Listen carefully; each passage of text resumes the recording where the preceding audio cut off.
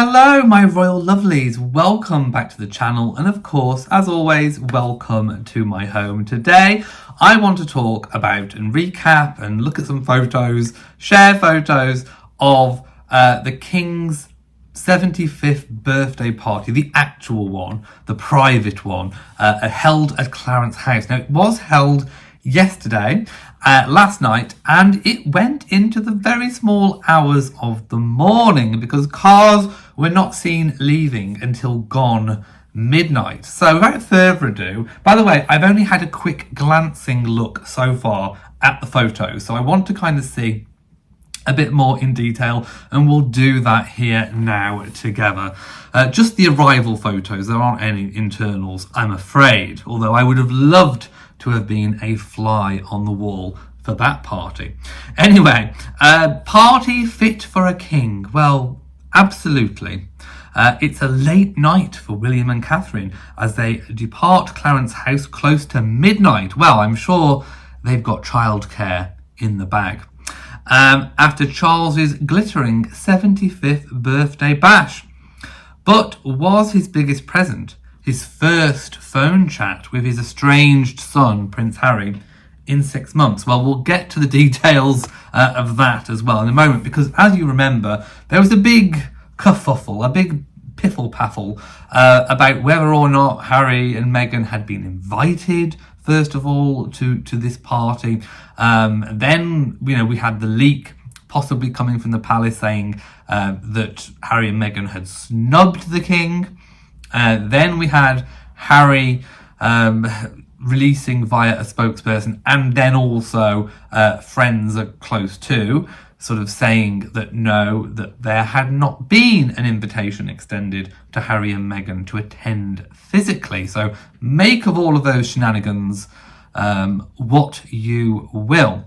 But one thing that I did want to talk about, because somebody raised it in a comment, but before we move on to the party, someone was on about Harry talking to British publications, and it does seem like perhaps Harry and Meghan have softened a little when it comes to the British publications, because the Mail Online, which of course, Harry is currently suing the associated newspapers which own the Mail and the Mail Online. His spokesperson communicated with them to put out the story that they had not received an invite at all to the King's party. And do you remember how they spectacularly, very, very flouncingly announced, we're not talking to the British tabloid press, when they put out a whole list of publications they wouldn't talk to: the Sun, the Mail, all the tabloids. And now it seems like, a couple of years later, 3 years later, time seems to be flying. It seems like they are going back on that a little bit, because they were actually quoted as a spokesperson having open channels of communication, if you like, with the British press, those tabloids that they so famously shunned. So has there been a bit of a softening? What could the reason for that be? Could it be because they actually have realised that if they do want to get their side of the story out, to get the eyeballs on what they want to say, they either need to get their own social media back, which they haven't done at the moment, or they need to actually use the British press to release statements and communicate too. So I do sense a little bit of backtracking, a little bit of backpedaling on their tandem bicycle. They are furiously pedaling back in Montecito. Anyway, let's carry on with the party.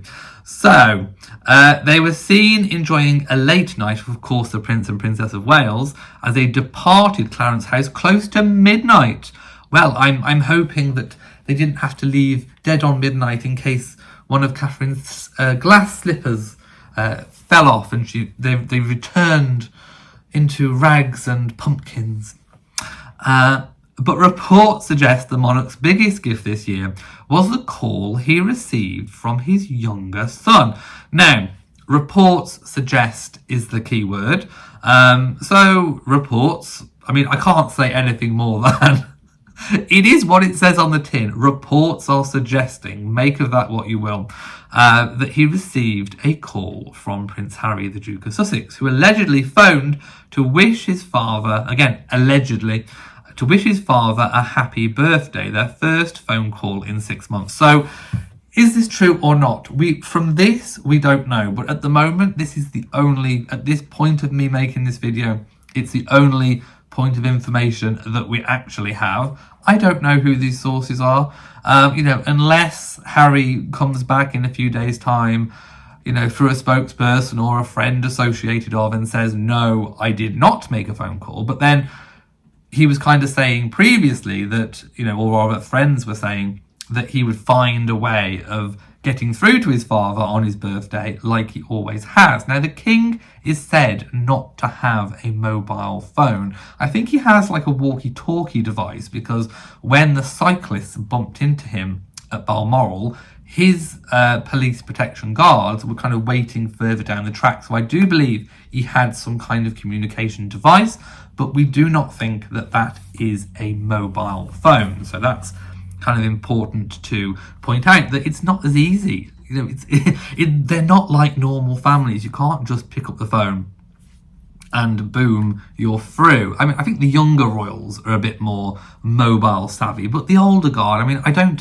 you can't just literally pick up the phone and get through. It was difficult as well to get through to Her Late Majesty, who I think members of her team did have a mobile phone close by her at all times. I think, Zara, for example, Zara Tindall was one of the few people that could almost immediately get through to Her Late Majesty. But the king is said not to have a mobile phone, so not as easy.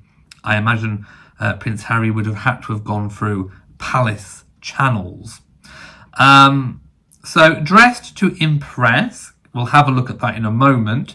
Catherine oozed elegance in an emerald needle and thread Alice sequined embellished recycled polyester gown. That's a mouthful.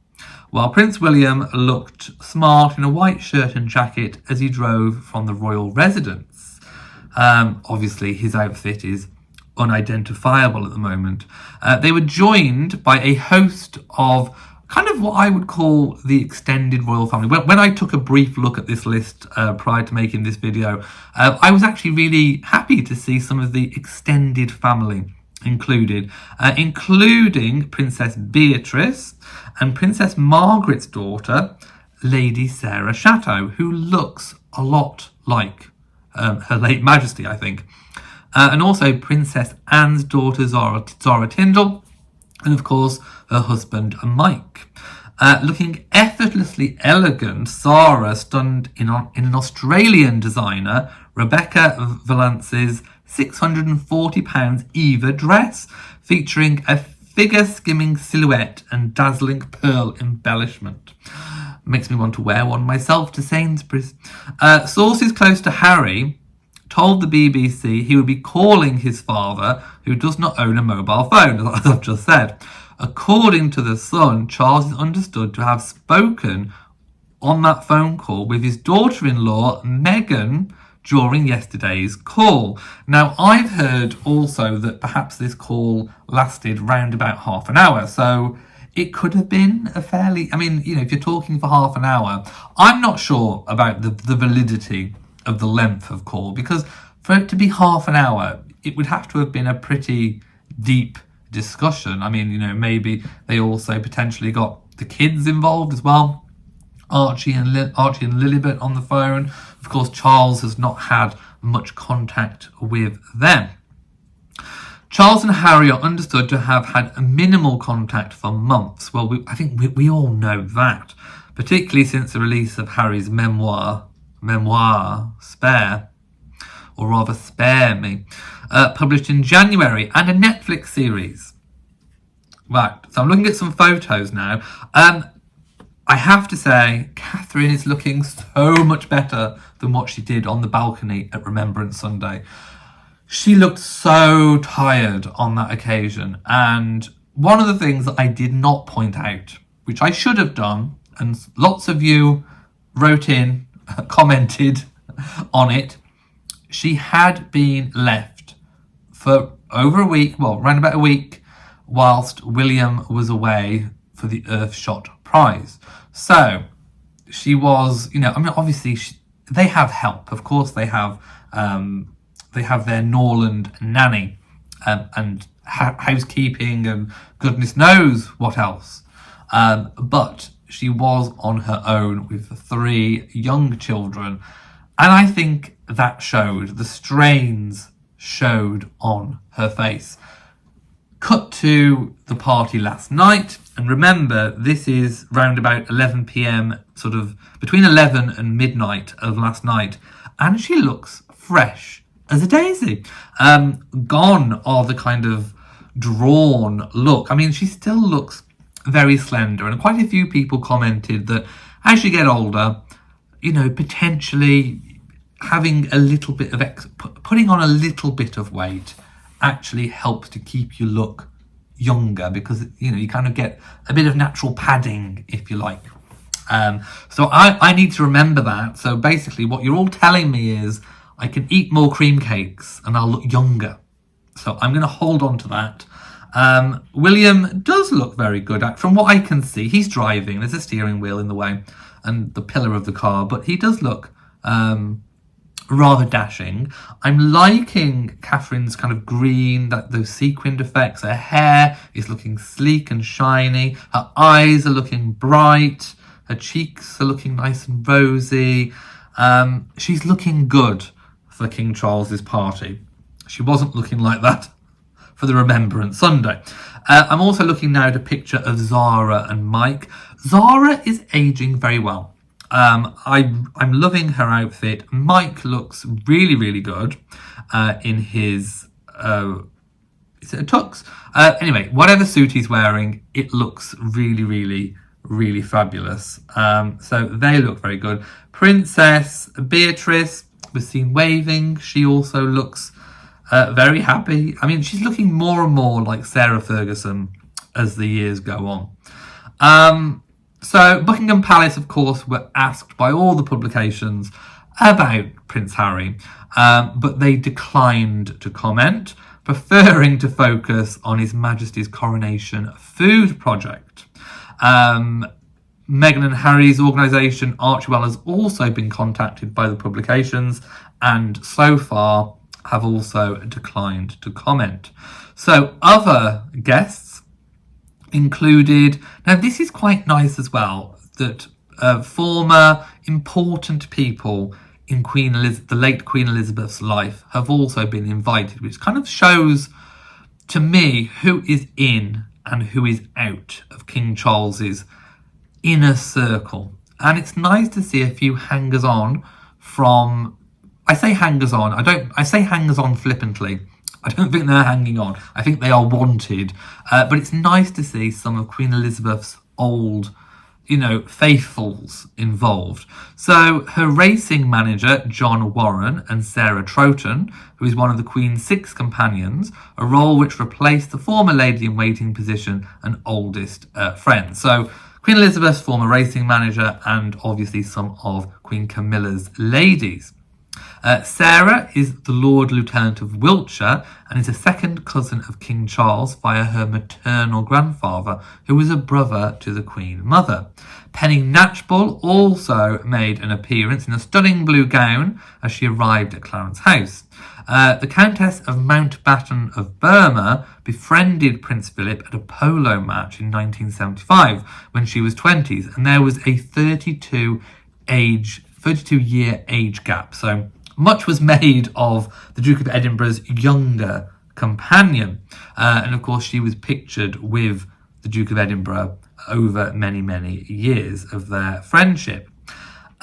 Lady Susan Hussey. I'm sure you remember Lady Susan Hussey from all the furore early in the year. Former lady-in-waiting to Queen Elizabeth II, was also in attendance, sporting an elegant blue shimmering gown. Jules Holland, the musician and performer, was also there, so kind of showing Charles's close friends. And very nice to see Lady Susan Hussey in the inner circle.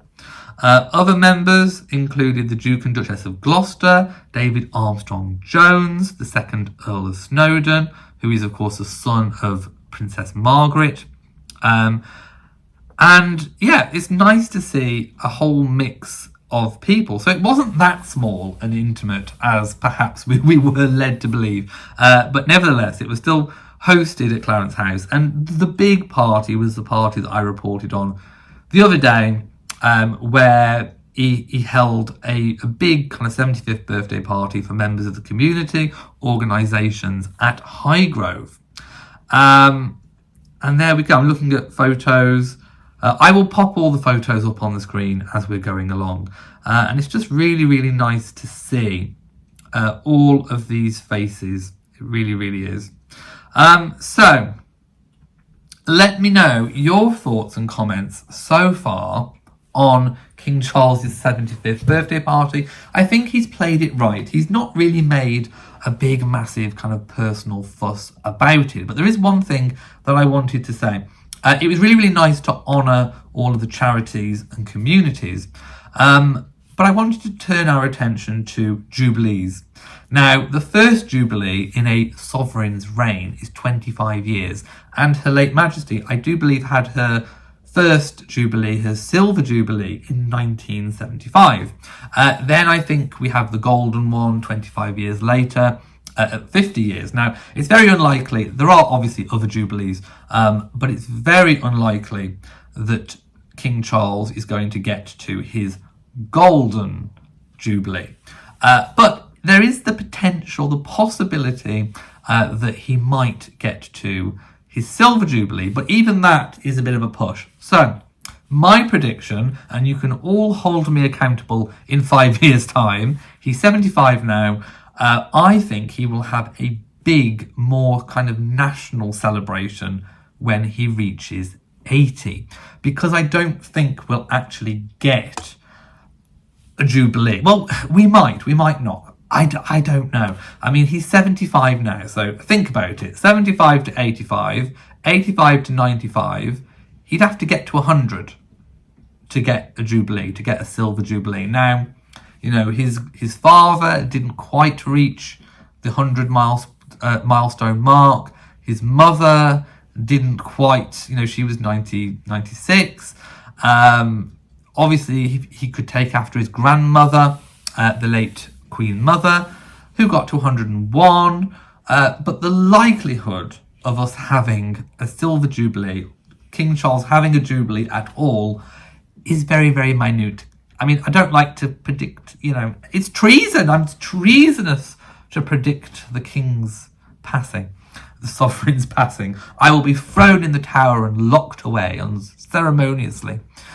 But no, I don't think so. So my prediction is, because we are a nation that likes big jubilant celebrations, royal milestones, I think we will get a nice kind of party, celebration, national event when King Charles turns 80. That is my prediction, and I am sticking with it. So there we go. Thank you for watching this video. If you have enjoyed it, then please give it a big old thumbs up. Don't forget to share on social media, and of course do hit the bell so that you know whenever I upload a new video.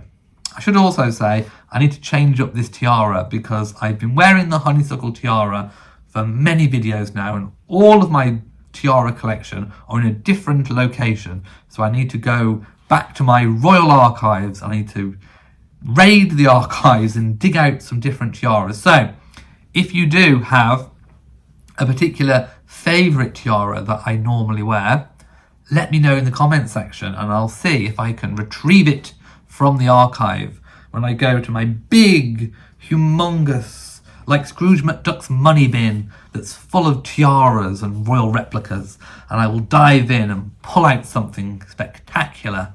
So thank you for watching from me to you all, and goodbye.